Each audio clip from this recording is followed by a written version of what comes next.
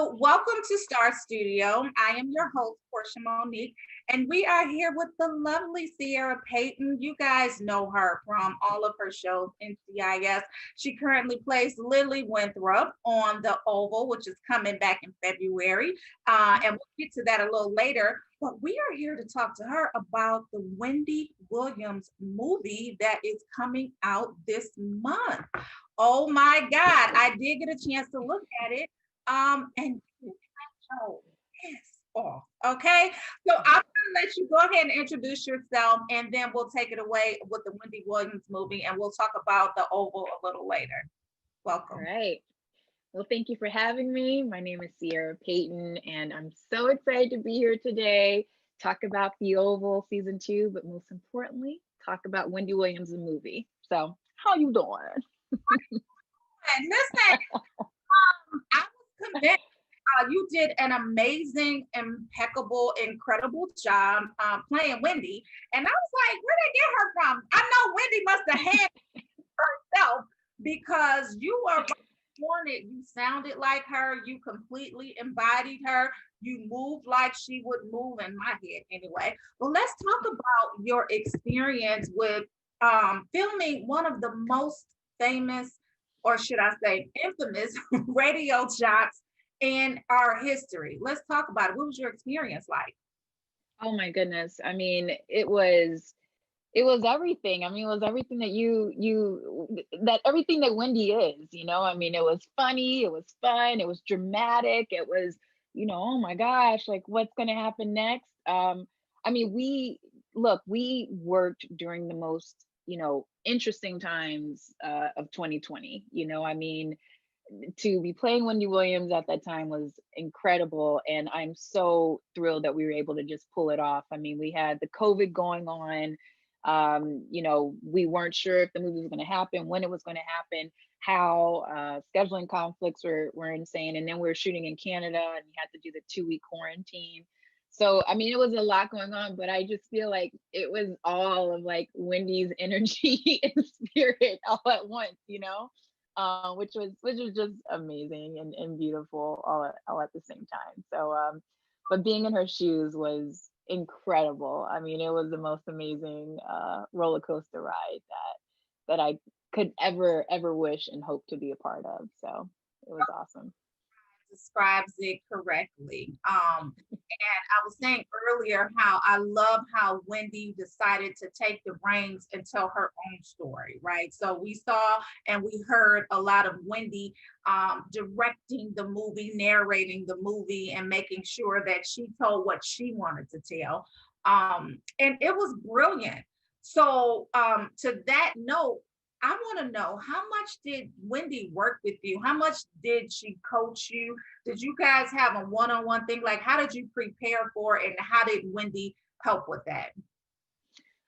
Well, so there's a couple steps with all of it. You know, really, I have to give a lot of shine and a lot of love to her fan base because they were the ones on my end, at least, that started putting that little bird into probably Wendy's ear, but definitely mine. I would say back in 2019, I started getting tweets from her watchers saying like, "Oh, Ciera Payton should play, Wendy Williams if they ever do a movie." And I was like, "This is incredible! Like, okay, like if it ever happens one day, like I'd love to, take that challenge on." And then I just started watching her. I mean, I'd always watched Wendy. I mean, I was like one of the original, I would say, Wendy watchers, when she had first started her show. I used to live in New York and I would get off of work, off of my little waitressing job, and sit on the couch and, watch the DVR recording of Wendy. And so like I already had like this kind of like friend in my head relationship with her already. And then like when people were saying, "Oh, you should play her," I was like, you know what, let me get ahead of it. Let me just start preparing that. Let me just watch a little bit more of her. So I just started really just trying to pick up her mannerisms and the way she talked and, just who I imagine her to be in her everyday life. And then the casting director, Leah Daniels Butler, she had ended up casting the movie and having me come in and audition. And, just from the moment I got the sides and started, really reading the audition sides, it just felt like a good grasp on it. And I had the call back and then the producer session and ended up booking the movie. But then the world fell apart, so, COVID happened and everything. And so I wasn't able to do it, and the production has shut down. But when they ramp back up in July, I would say I'm going to say maybe July or August is when we start talking about it. That's when I was able to connect and speak with Wendy.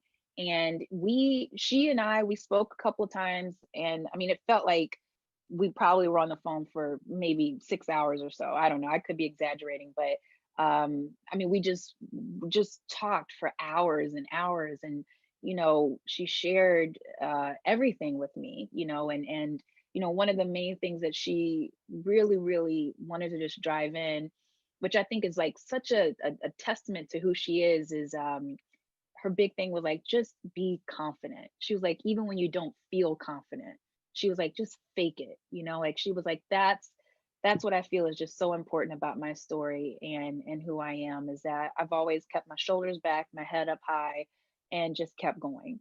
And I mean, that's just who she is. I mean, and so that was the fuel that I needed to like hop into her shoes and play her. And then from there I got with my acting coach, and definitely used that 2-week quarantine in Vancouver to like live, breathe, eat, and sleep as Wendy Williams. And so yeah, it was incredible. Yeah, you completely embodied Wendy, and I thought I was watching Wendy, especially hearing the narration that she did, and then watching you on screen. It just seemed like magic that you were actually Wendy.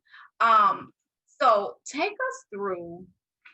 So the film is very emotional, right? Like you said earlier, it's a roller coaster of ups and downs. But take us through some of your feelings and or emotions when you were filming. Like, what were you shocked about the most? What were you sad about the most? What were you happy about the most? Those type of feelings. I think some of the discoveries I had about playing Wendy, and even what I related to a lot was, she was just a person earlier on in her life that was just constantly told that like she doesn't fit in. She doesn't fit in. Like, you're too much, you're too loud, you're too tall, you're too big, or you're not enough, you're not enough, you're not enough. And you know that can have so many adverse effects on anyone's psyche.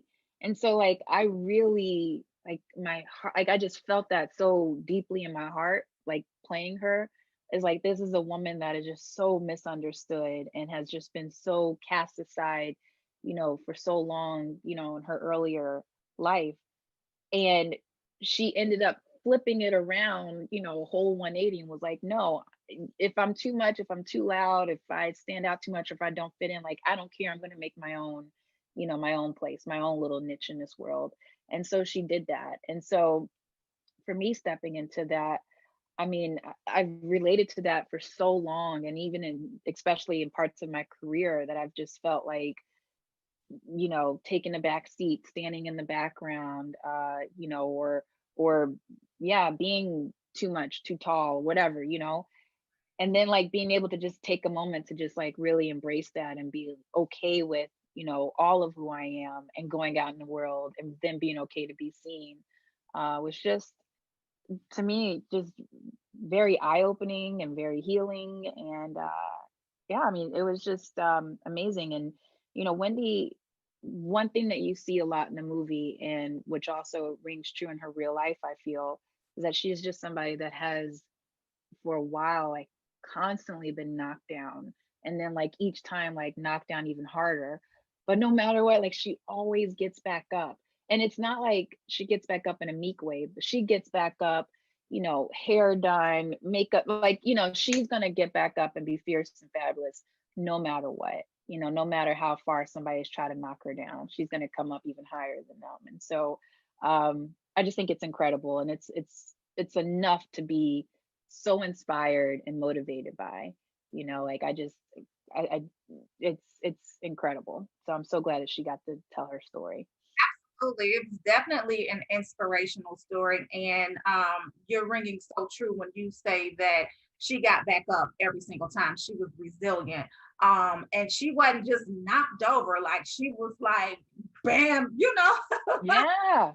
you know, it was a lot that she had to overcome. And I was telling the producer earlier that, it's amazing that I was able to feel empathy for her, right? Because, and not to say that everyone is not, they're not allowed empathy or people to empathize with them, but she did really have a story that made you empathize with who she was, because coming from, the gossip queen, the shock jock that she was, she talked about everybody's life. So when something happened in her life, and you like, okay, but movie, it was just like, damn, like how many breaks can she get back up from? And y'all gonna see in the movie what I'm talking about, but it was just like blow after blow after heavy blow, and she kept getting back up. And one of the things that she said, because there's an accompanying documentary that also goes along with the movie, one of the things that she said was that she had nobody to talk to. You know what I'm saying? Like, who could she go talk to as Wendy Williams? Like, everybody was gonna tell her business. So she felt so alone, and you portrayed that so perfectly in the movie. So another thing that people are gonna see when they look at the movie is the infidelity between, her and Kevin. And of course, it was national news, it was global news that he cheated on her, had a baby, had her in rehab, all of this. But can we talk for a minute as about how it apparently seems that these hoes keep winning, right? So that's a Jasmine Sullivan song. So she just came out with some new music, and the name of the song is Girl Like Me. But the hook basically says, I don't understand why these hoes keep winning.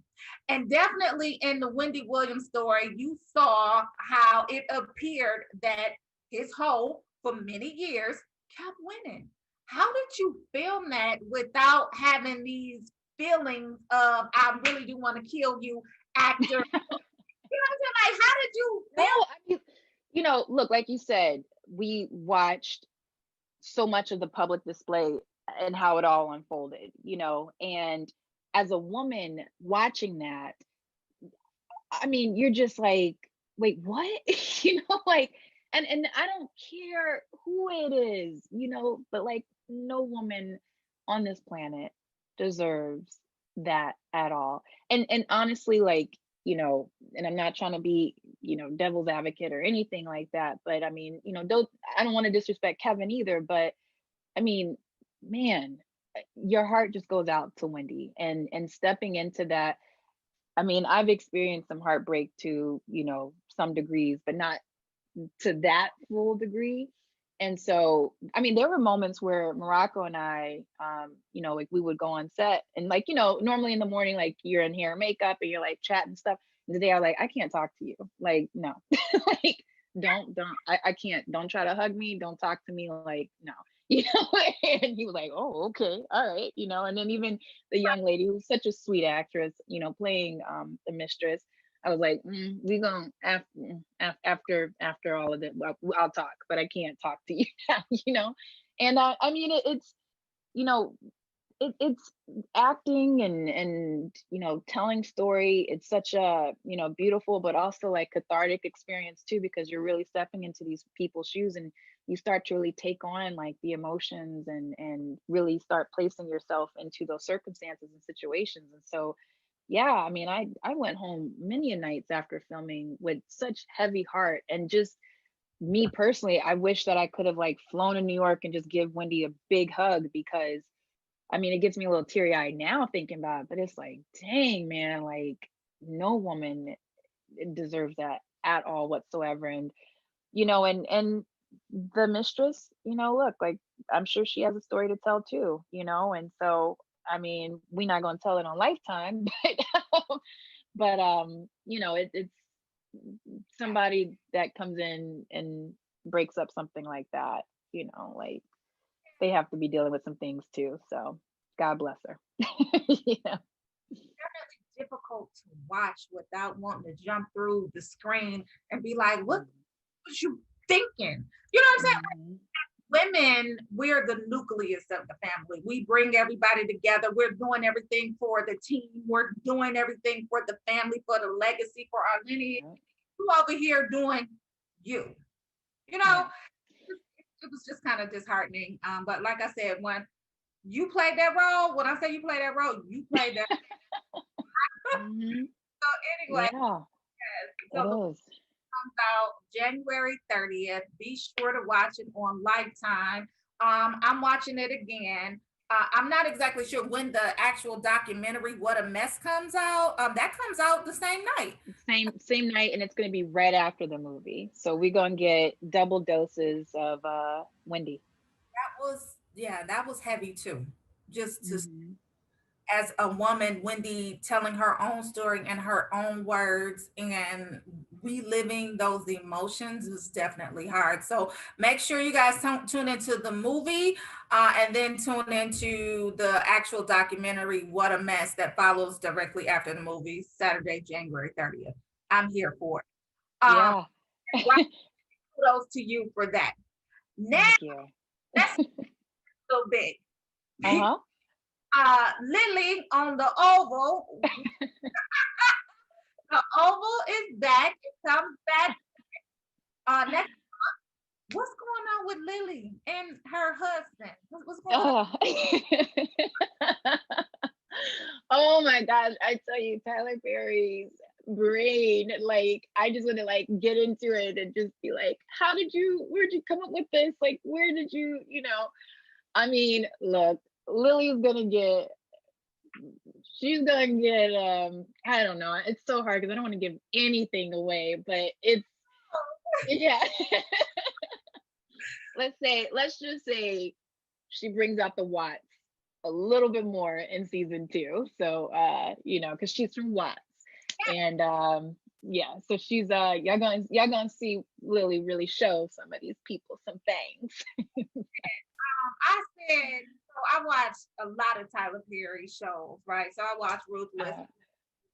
Um, I watch Your Sister Living. I watch a lot of them. And in looking and hearing some of the lines that you guys as actors and actresses deliver, I be like, Tyler a little ghetto, ain't he? Because he makes it so real. And it's definitely something that, everyday people would say. And, it's just incredible to know, and like you said, to just want to get in the mind and see what are you thinking when you write these scripts and whatnot. So without giving too much away, as Lily Winthrop, what was one of the most dramatic scenes that you filmed this season that's coming up? Ooh. Oh my god. Oh, I know. I just want to be like, blah, blah, blah. But the way these NDAs are set up, so I'm like, dance. Like, I don't like keep telling them. I like binging and just walking. But just a little bit. I would say there's gonna be a little more Bobby. There's gonna be a little more Donald. There's gonna be a little more Lily, and there's gonna be all three of us. Oh, okay. I'm gonna let my imagination run free. The imagination, and you know what? It's so crazy because it's the Oval, so your imagination might not be too far off. So. Shout out Bobby and all of the fineness that he got. And I just want to know, like, when you guys are in that bubble, I know you guys filming the bubble is quick, but you guys are together mainly all day. When y'all in that bubble, like, I don't know your situation. I don't know if you got a man or what, but like the chemistry, like how do you build the chemistry? Because it be looking real. Look, I gotta say, it's filming all of that. Thank you, and I'm so glad that it looks like there's chemistry. And he's great, to work with. But those scenes, like all of that stuff, is so awkward. You know what I mean? Like even just like kissing somebody in front of a camera is like the most awkward thing. And so and with Tyler, we shoot so fast, and so it's just like you're kind of like, okay, all right, here you go, all right, goodbye, and so how do we do it? I don't know. I just have to place somebody in my brain, know exactly how they have had me, they push my buttons, and then look across at Travis, like, that's who that person is. Let's go. So, Can't talk about this. This was season one, but that airport scene in the oh bathroom. my gosh. Yeah, I want to say that was our first scene that we shot. Yeah.